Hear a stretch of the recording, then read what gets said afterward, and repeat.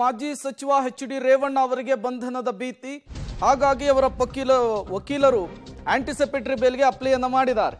ರೇವಣ್ಣ ಅವರಿಗೆ ಜಾಮೀನನ್ನು ನೀಡಲಿಕ್ಕೆ ಎಸ್ಐಟಿ ತೀವ್ರ ಆಕ್ಷೇಪವನ್ನು ವ್ಯಕ್ತಪಡಿಸ್ತಾ ಇದೆ. ರೇವಣ್ಣ ಅವರು ಪ್ರಭಾವಿ ಬಲಾಢ್ಯ ವ್ಯಕ್ತಿ, ಬೇಲನ್ನು ಕೊಟ್ಟರೆ ಸಾಕ್ಷಿಗಳು ದೂರುದಾರರ ಮೇಲೂ ಕೂಡ ಪ್ರಭಾವ ಬೀರುವ ಸಾಧ್ಯತೆ ಇದೆ. ಯುಪಿ ಬಿಹಾರದಲ್ಲಾದ ರೀತಿಯಲ್ಲೇ ಕರ್ನಾಟಕದಲ್ಲೂ ಕೂಡ ಆರೋಪಿಗಳು ಈ ಹಂತಕ್ಕೆ ಹೋಗಿದ್ದಾರೆ. ಬೇಲ್ ಕೊಡೋದು ಸಮಂಜಸವಲ್ಲ ಅಂತೇಳಿ ಎಸ್ಐಟಿ ಪರ ವಕೀಲ ಜಗದೀಶ್ ವಾದವನ್ನು ಮಂಡಿಸ್ತಾ ಇರುವಂತಹದ್ದು.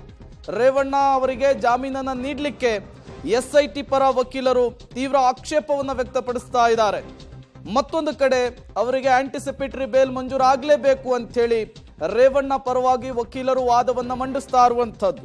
ವಾದ ಮತ್ತು ಪ್ರತಿವಾದವನ್ನು ಆಲಿಸಿ ಕೆಲವೇ ಕ್ಷಣಗಳಲ್ಲಿ ನ್ಯಾಯಾಧೀಶರು ಒಂದು ಮಹತ್ವದ ಆದೇಶವನ್ನು ಹೊರಡಿಸುವ ಸಾಧ್ಯತೆ ಇದೆ. ಆ ಆದೇಶ ಏನು ಅನ್ನೋದೇ ಈಗಿರುವಂತಹ ಕುತೂಹಲ. ಆ ಆದೇಶ ಈ ಪ್ರಕರಣದಲ್ಲಿ ಒಂದು ಮೇಜರ್ ಟ್ವಿಸ್ಟ್ ಕೊಡುವಂತಹ ಸಾಧ್ಯತೆ ಕೂಡ ಇರುವಂತಹದ್ದು. ಎಸ್ಪಿಪಿ ವಾದಕ್ಕೆ ರೇವಣ್ಣ ವಕೀಲರು ಮರುವಾದವನ್ನ ಪ್ರತಿವಾದವನ್ನ ಮಾಡ್ತಾ ಇದ್ದಾರೆ. ರಾಜ್ಯದ ಮುಖ್ಯಮಂತ್ರಿಗಳು ಪ್ರಧಾನಿಗೆ ಪತ್ರವನ್ನ ಬರೆದಿರ್ತಾರೆ. ಪ್ರಜ್ವಲ್ ಪಾಸ್ಪೋರ್ಟ್ ಅನ್ನ ರದ್ದು ಮಾಡಿ ಅಂತೇಳಿ ಪತ್ರ ಬರೀತಾರೆ. ಹೇಗೆ ಅಂತೇಳಿ ರೇವಣ್ಣ ಪರ ವಕೀಲರು ನ್ಯಾಯಾಧೀಶರಿಗೆ ಪ್ರಶ್ನೆಯನ್ನ ಮಾಡಿರುವಂತಹದ್ದು. ರೇವಣ್ಣ ಪರ ವಕೀಲರು ಕೂಡ ವಾದವನ್ನು ಮಂಡಿಸ್ತಾ ಇರುವಂತಹದ್ದು. ಇಂತಹ ಪ್ರಕರಣದಲ್ಲಿ ನ್ಯಾಯಸಮ್ಮತ ತನಿಖೆ ಆಗಬೇಕು. ಎಸ್ಪಿಪಿ ವಾದಕ್ಕೆ ರೇವಣ್ಣ ವಕೀಲರು ಮರುವಾದವನ್ನ ಮಾಡ್ತಾ ಇರುವಂತಹದ್ದು. ರಾಜ್ಯದ ಮುಖ್ಯಮಂತ್ರಿಗಳು ಪ್ರಧಾನಿಗೆ ಪತ್ರವನ್ನ ಬರೀತಾರೆ. ಪ್ರಜ್ವಲ್ ಪಾಸ್ಪೋರ್ಟ್ ಅನ್ನು ರದ್ದು ಮಾಡಿ ಅಂತ ಪತ್ರ ಬರೀತಾರೆ. ಹೇಗೆ ಅಂತೇಳಿ ಪ್ರಶ್ನೆಯನ್ನ ಮಾಡಿದ್ದಾರೆ ರೇವಣ್ಣ ಪರ ವಕೀಲರು. ವಾದ ಪ್ರತಿವಾದ ಕೋರ್ಟ್ನ ಕಟಕಟೆಯಲ್ಲಾಗ್ತಾ ಇದೆ.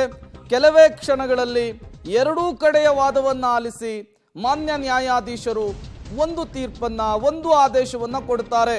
ಆ ಆದೇಶ ಈ ಪ್ರಕರಣದಲ್ಲಿ ಅತಿ ದೊಡ್ಡ ಬೆಳವಣಿಗೆಗೆ ಕಾರಣವಾಗಬಹುದು ಅಂತ ಹೇಳಲಾಗ್ತಾ ಇದೆ. ಈಗಾಗಲೇ ಪ್ರಜ್ವಲ್ ರೇವಣ್ಣ ಅವರಿಗೆ 3 ಬಾರಿ ನೋಟಿಸ್ ಅನ್ನು ಕೊಡಲಾಗಿದೆ. ಅದರ ಜೊತೆಗೇನೆ ಬ್ಲೂ ಕಾರ್ನರ್ ನೋಟಿಸ್ ಅನ್ನು ಕೂಡ ಜಾರಿ ಮಾಡಲಾಗಿದೆ.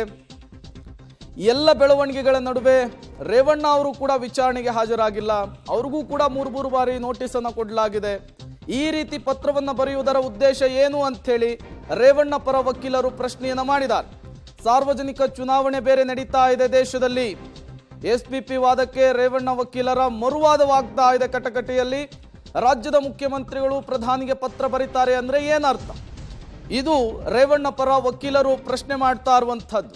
ಮತ್ತೆ ಕೋರ್ಟ್ಗೆ ಹೇಳ್ತಿದ್ದೇನೆ, ಮಧ್ಯಂತರ ಜಾಮೀನನ್ನ ಕೊಡಿ, ಯಾವುದೇ ಕಾರಣಕ್ಕೂ ಜಾಮೀನನ್ನು ನೀವು ನಿರಾಕರಿಸಬೇಡಿ ಅಂತೇಳಿ ವಾದವನ್ನು ಮಂಡಿಸ್ತಾ ಇರುವಂತಹದ್ದು ರೇವಣ್ಣ ಪರ ವಕೀಲರು.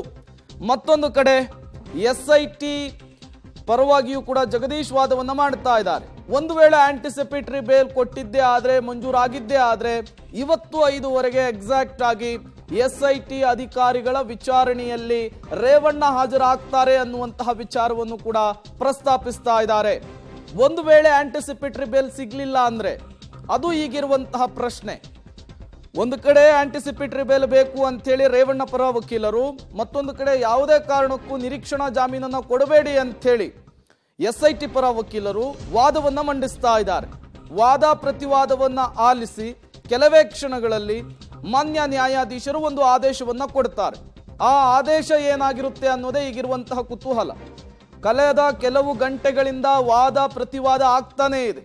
ರೇವಣ್ಣ ಅವರಿಗೆ ಆಂಟಿಸಿಪೇಟರಿ ಬೇಲ್ ಬೇಕು ಅಂತ ಹೇಳಿ ಅವರ ಪರ ವಕೀಲರು, ಯಾವುದೇ ಕಾರಣಕ್ಕೂ ಬೇಲನ್ನು ಕೊಡಬೇಡಿ, ಸಾಕ್ಷಿಗಳ ಮೇಲೆ, ಪ್ರಕರಣದ ಮೇಲೆ ಪ್ರಭಾವ ಬೀರುವಂತಹ ಸಾಧ್ಯತೆ ಇದೆ ಅನ್ನುವಂತಹ ವಾದವನ್ನ ಎಸ್ಐಟಿ ಪರ ವಕೀಲರು ವಾದವನ್ನ ಮಂಡಿಸ್ತಾ ಇರುವಂತಹದ್ದು. ಹಾಗಾದ್ರೆ ನ್ಯಾಯಾಧೀಶರ ಆದೇಶ ಏನು? ಕೆಲವೇ ಕ್ಷಣಗಳಲ್ಲಿ ಗೊತ್ತಾಗುತ್ತೆ. ಒಂದು ವೇಳೆ ಆಂಟಿಸಿಪೇಟರಿ ಬೇಲ್ ಸಿಕ್ಕಿದ್ದೇ ಆದ್ರೆ ರೇವಣ್ಣ ಅವರು ಇವತ್ತೇನೆ ಕೆಲವೇ ಕ್ಷಣಗಳಲ್ಲಿ ಎಸ್ಐಟಿ ಮುಂದೆ ಪ್ರತ್ಯಕ್ಷರಾಗ್ತಾರೆ, ಹಾಜರಾಗ್ತಾರೆ, ವಿಚಾರಣೆಯನ್ನ ಎದುರಿಸ್ತಾರೆ, ತಮ್ಮ ಹೇಳಿಕೆಯನ್ನ ದಾಖಲು ಮಾಡ್ತಾರೆ ಅಂತೇಳಿ ಕೋರ್ಟ್ನಲ್ಲಿ ನ್ಯಾಯಾಧೀಶರಿಗೆ ಮನವರಿಕೆಯನ್ನ ಮಾಡ್ತಾ ಇದ್ದಾರೆ, ಮನವಿಯನ್ನ ಮಾಡಿಕೊಳ್ತಾ ಇದ್ದಾರೆ ರೇವಣ್ಣ ಪರ ವಕೀಲರು. 3 FIR ದಾಖಲಾಗಿದೆ ಇಲ್ಲಿಯವರೆಗೂ.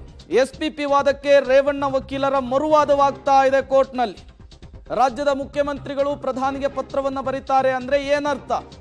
ಪ್ರಜ್ವಲ್ ಪಾಸ್ಪೋರ್ಟ್ ಅನ್ನ ರದ್ದು ಮಾಡಿ ಅಂತ ಹೇಳ್ತಾರೆ ಅಂದ್ರೆ ಏನರ್ಥ? ಪ್ರಶ್ನೆಯನ್ನ ಮಾಡ್ತಾ ಇದ್ದಾರೆ. ಇದು ಹೇಗೆ ಸಾಧ್ಯ ಅಂತೇಳಿ ರೇವಣ್ಣ ಪರ ವಕೀಲರು ಮನವರಿಕೆಯನ್ನ ಮಾಡಿಕೊಳ್ತಾ ಇರುವಂತಹದ್ದು, ಪ್ರಶ್ನೆಯನ್ನ ಮಾಡ್ತಾ ಇರುವಂತಹದ್ದು. ಇದೊಂದು ರಾಜಕೀಯ ಉದ್ದೇಶದಿಂದ ಇವರನ್ನು ಹಣಿಯುವ ಕೆಲಸ ಆಗ್ತಾ ಇದೆ ಅನ್ನುವ ರೀತಿಯಲ್ಲೂ ಕೂಡ ಅವರು ವಾದವನ್ನ ಮಂಡಿಸ್ತಾ ಇರುವಂತಹದ್ದು. ದೇಶದಲ್ಲಿ ಸಾರ್ವತ್ರಿಕ ಚುನಾವಣೆ ಬೇರೆ ನಡೀತಾ ಇದೆ, ಹಾಗಾಗಿಯೇ ಇವರನ್ನು ಇಕ್ಕಟ್ಟಿನಲ್ಲಿ ಸಿಲುಕಿಸುವಂತಹ ಕೆಲಸ ಇದು ಅನ್ನುವ ಅರ್ಥದಲ್ಲಿ ವಾದ. ಮತ್ತೆ ಕೋರ್ಟ್ಗೆ ಹೇಳ್ತಿದ್ದೇನೆ, ಮಧ್ಯಂತರ ಜಾಮೀನನ್ನು ಕೊಡಿ ನನ್ನ ಕಕ್ಷಿದಾರನಿಗೆ, ರೇವಣ್ಣ ಪರ ವಕೀಲರು ಮಾಡಿಕೊಳ್ತಾ ಇರುವಂತಹ ವಾದ. ಕಿಡ್ನಾಪ್ ಕೇಸ್ನಲ್ಲಿ ರೇವಣ್ಣ ಅವರಿಗೆ ಜೈಲ ಬೇಲ, ವಿಶೇಷ ಕೋರ್ಟ್ನಲ್ಲಿ ಕಾವೇರಿದೆ, ವಾದ ಪ್ರತಿವಾದ. ಕೆಲವೇ ಕ್ಷಣಗಳಲ್ಲಿ ಈ ಪ್ರಕರಣಕ್ಕೆ ಸಂಬಂಧಪಟ್ಟಂತೆ ಒಂದು ಮಹತ್ವದ ಆದೇಶ ಹೊರಬೀಳಲಿಕ್ಕಿದೆ. ಆ ಮಹತ್ವದ ಆದೇಶ ಈ ಪ್ರಕರಣದಲ್ಲಿ ಒಂದು ಮೇಜರ್ ಡೆವಲಪ್ಮೆಂಟ್ ಆಗಬಹುದು ಅಂತ ಅಂದಾಜಿಸಲಾಗ್ತಾ ಇದೆ. ಕಿಡ್ನಾಪ್ ಕೇಸ್ ರೇವಣ್ಣ ವಿರುದ್ಧ ಕೇಳಿ ಬಂದಿದೆ. A1 ಆರೋಪಿ ಕೂಡ HD ರೇವಣ್ಣ ಅವರು, A2 ಆರೋಪಿ ಬಾಬಣ್ಣ ಅವರ ಬಂಧನ ಆಗಿದೆ. ಬಾಬಣ್ಣ ಭವಾನಿ ಅವರ ಸಂಬಂಧಿಕರು ಕೂಡ ಹೌದು. ಇದೇ ಪ್ರಕರಣಕ್ಕೆ ಸಂತ್ರಸ್ತಿಯ ಮಗ ದೂರನ್ನು ಕೊಟ್ಟಿದ್ದಾರೆ ಮೈಸೂರಿನಲ್ಲಿ. ಈ ಪ್ರಕರಣದಲ್ಲಿ ಜಾಮೀನನ್ನು ಕೋರಿ ಈಗ ಕೋರ್ಟ್ನ ಮೆಟ್ಟಿಲನ್ನ ಏರಿದ್ದಾರೆ HD ರೇವಣ್ಣ. HD ರೇವಣ್ಣ ಪರವಾಗಿ ಕೋರ್ಟ್ನ ಕಟಕಟೆಯಲ್ಲಿ ವಾದವನ್ನ ಮಂಡಿಸ್ತಾ ಇದ್ದಾರೆ ಅವರ ಪರ ವಕೀಲರು. ಕೆಲವೇ ಕ್ಷಣಗಳಲ್ಲಿ ವಾದ ಪ್ರತಿವಾದವನ್ನ ಆಲಿಸಿ ಮಾನ್ಯ ನ್ಯಾಯಾಧೀಶರು ಒಂದು ಮಹತ್ವದ ಆದೇಶವನ್ನ ಕೊಡ್ತಾರೆ.